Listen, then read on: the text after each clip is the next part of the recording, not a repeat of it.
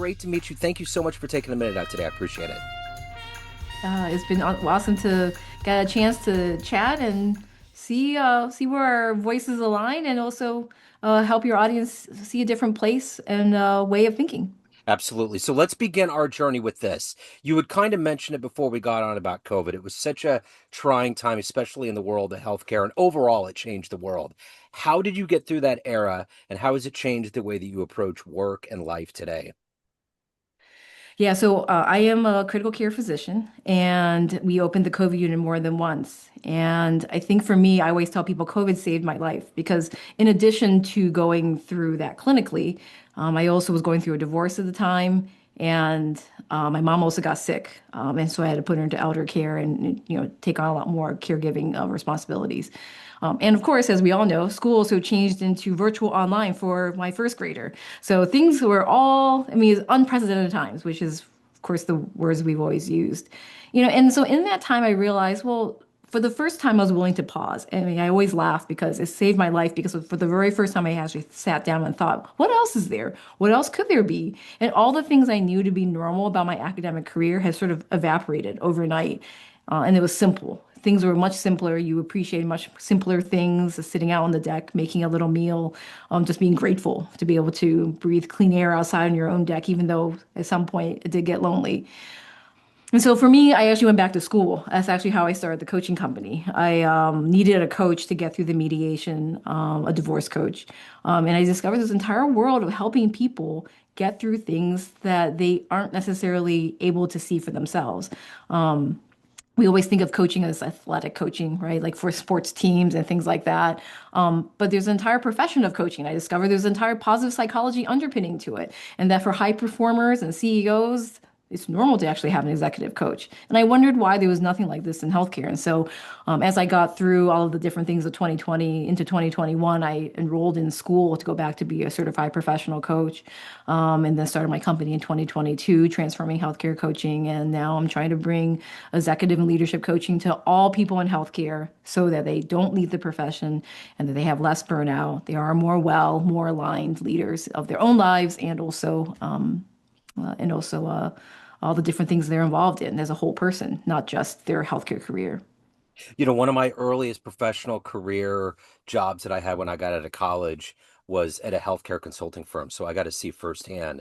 I was specifically on the home health hospice side, but we were in a building and all of the different myriad levels. And it's such a complicated machine. This was in the late 90s and it's gotten even worse now. Like now, Hmm. there are so many levels of, I mean, this was before HIPAA. So like now, there's just an unbelievable amount of things that need to be navigated in the healthcare world.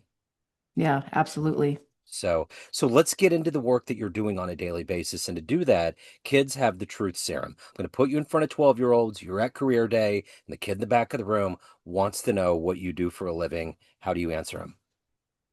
So I actually tell kids that I'm a physician. I'm a critical care doctor, which is a doctor who takes care of people in the intensive care unit, which is usually after you've had big surgeries like open heart surgery or things to repair yourself after you've had a car accident.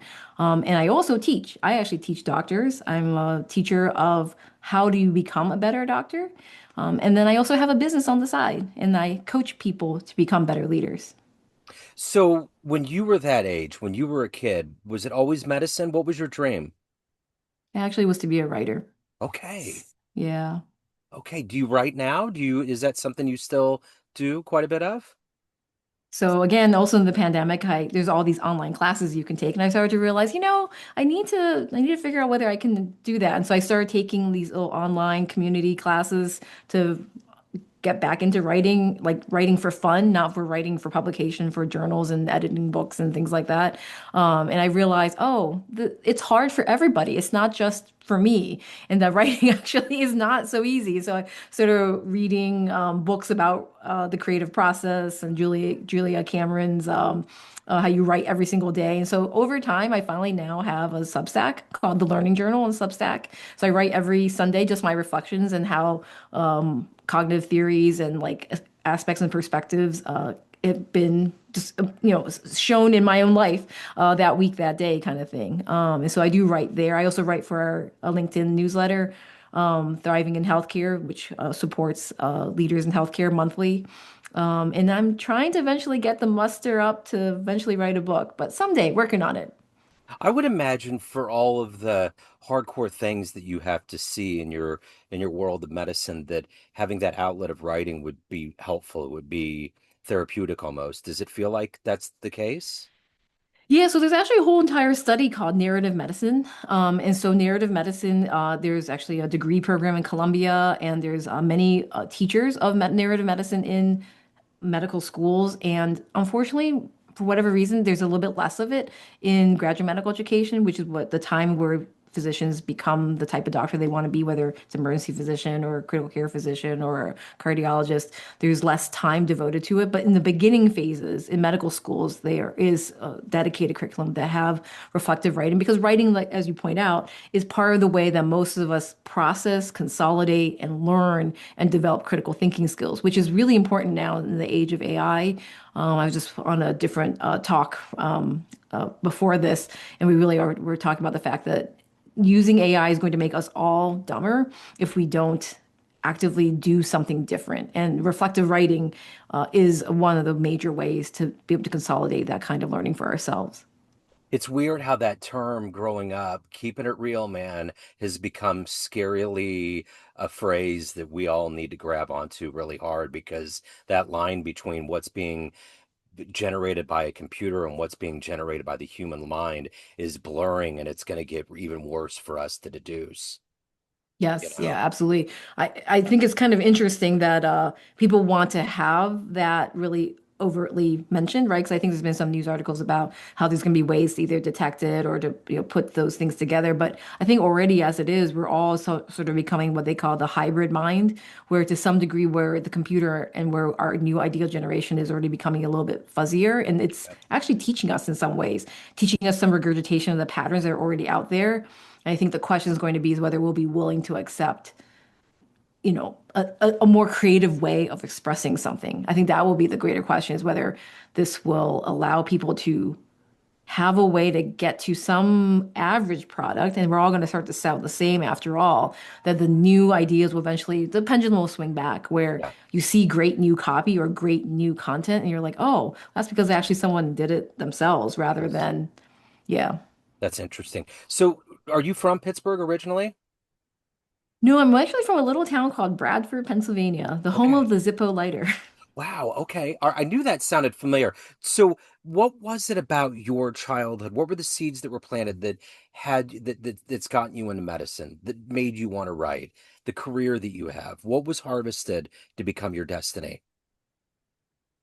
That's a great question.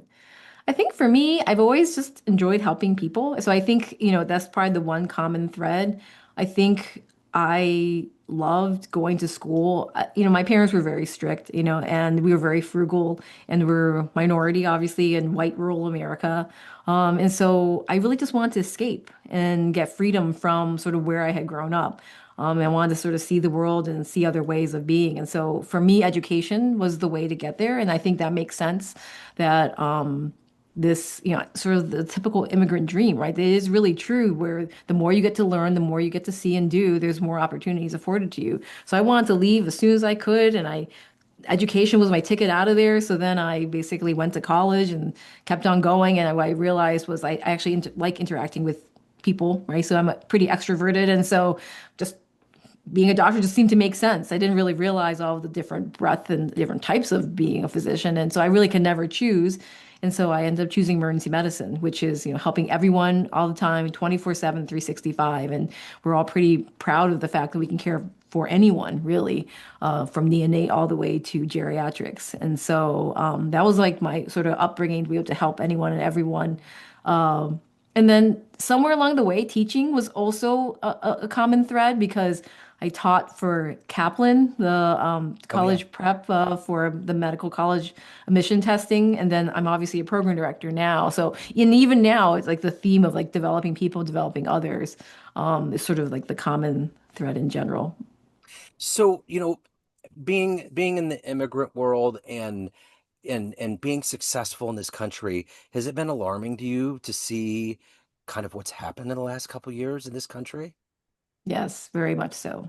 Yeah. Very much so. Especially when they've targeted people who have been citizens and Yeah. actually here and raising families and you know people who've been raising having businesses in their community for a long time and actually also hurting those who are upstanders and hurting those who just I mean because I think the reality is most of us can agree that all of us have come from someone Yeah. somewhere. Yeah.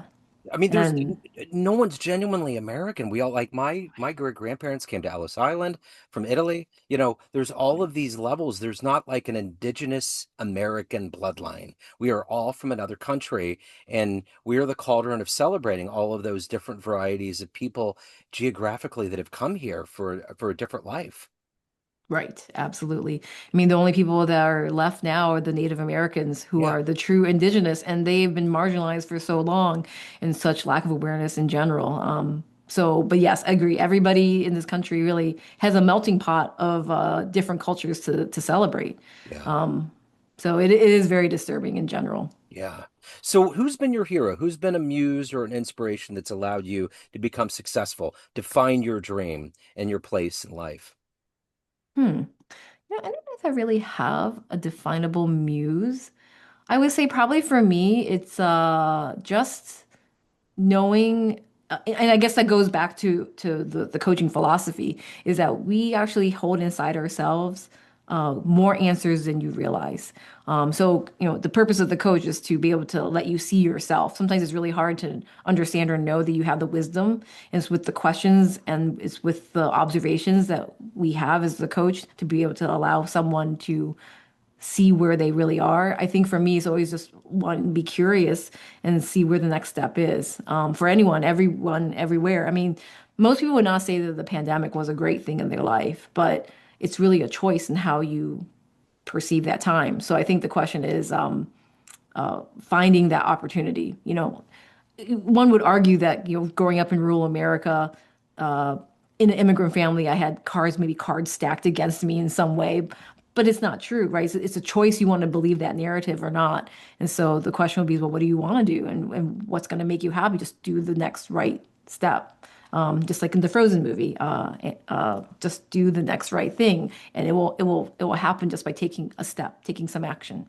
Absolutely. So, when you decided that you wanted to coach, you wanted to kind of branch off and do something new, when were you convinced that you made the right choice? Was there a specific client? Was there a list of clients? Did you have an epiphany like that, or has it just been natural? You went into this world and it's just been hitting the ground running. So I think I really just follow actually what I just said, which is just do the next thing that feels right to you and the rest Yeah. will follow. I've always told people that in general, like for their career opportunities, if it feels right and is exciting to you, you should do it. And the rest will figure itself out. I think there's some strategy. You can always like try to make it more valuable and attractive for your CV or whoever is maybe funding you in that way. But the reality is, for me, just having, you know, just pursuing it then opens up more opportunities and more thoughts and more ways of being. Like I never would have imagined this so long ago, right? Like it's Yeah. only through my own experience being a client, with my own coach, my own I had her for years. She's the one who helped me open up and sort of see that they actually do have the answers inside, and there are definitely more ways forward. And through that process, you just pursue the next thing, becomes the next thing, becomes the next thing, and obviously now I have a podcast and now I'm working on all these different things and yeah, so we'll see where the world of entrepreneurship leads. So, in regards to podcasting, if you could have one dream guest, anybody on the planet, who would you love to have on your show? So you and I were talking before the show started, and Ted Lasso, right? So I Oh, actually would love to. I think Jason Sudeikis yeah. actually wrote so much Huh? of.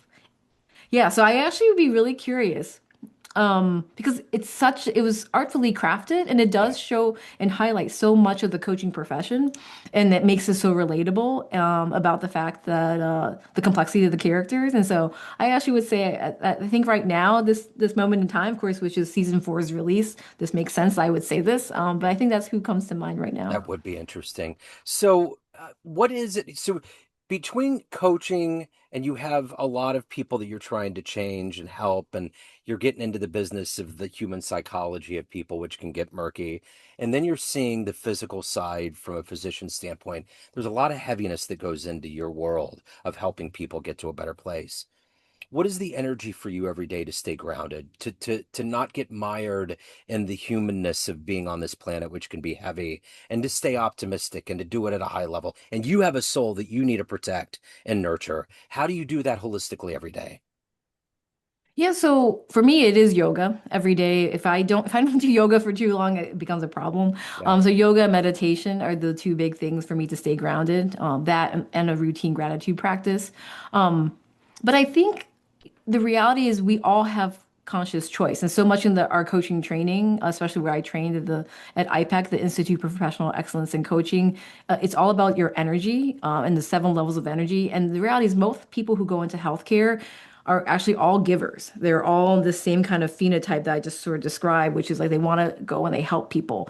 And I think the reality is when you can let them find that again and not get bothered by the mundane annoyances of life, such as billing, charting, and insurance, and like how the system is structured. When they're not focused on that and they're focused instead in the moment for the intrinsic value of the things they are providing, and knowing that they are enough and that they can what they've done is actually pretty incredible as it is, right? In terms of showing up, being the right person at the right time to provide the right care and hopefully make the right decisions and be in partnership with their patients and their families to move care forward. If they're okay with themselves, they're actually really happy, generous people. And that's whether you're in leadership, carrying many more burdens, or whether you're on the front lines and really junior and just, new medical student even.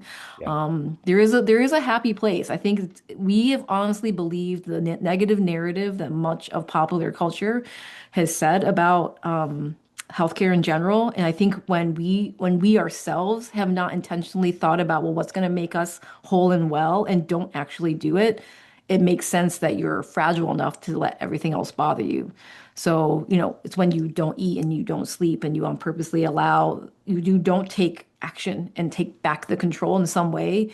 And then once you're grounded again, you can make better decisions for yourself, even in your job and your career. And so we see lots of well people in healthcare. So, as you may know, the burnout statistics is about 50-50. You meet a healthcare provider on the street randomly, half of them are burned out at any given time, and half of them are not. And that's actually what caused me to get into more of this well-being sort of side of things, because it was very strange to me that, like, well, how can half of us be fine? We're in the same workplace, we're in the same situation, and there's half of us who are very toxic, obviously not in a very good place, and also burned out. So I started studying the people who are well, because there's got to be something about either what they're doing, thinking, consuming, behaving. There's got to be structurally something slightly different about them.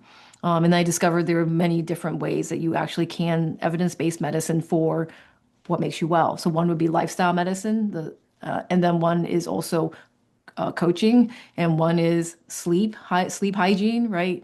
And gratitude and meditation. And so those are evidence-based things that help people to be on the right side of the potential for burnout. So let's say you have a dream tonight and you run into the younger version of yourself in that rural home of Zippo. And you walk into the room right now, and there's a film projector, and you click play, and a 60-second highlight reel of your life comes up on the wall. Is that young version of you going to believe your life turned out this way? Uh, probably not. Huh? Yeah, probably not. And at the same time, the reality is probably so, right? Because I Right. think the reality is I mean, I think was well, I always used to say when I was little was home is where I physically am, and that's Yeah. it. Like it doesn't matter whether it's a car, it doesn't matter whether it's a townhouse, doesn't matter whether it's a mansion. It's just I'm fine with just being wherever I am in this moment.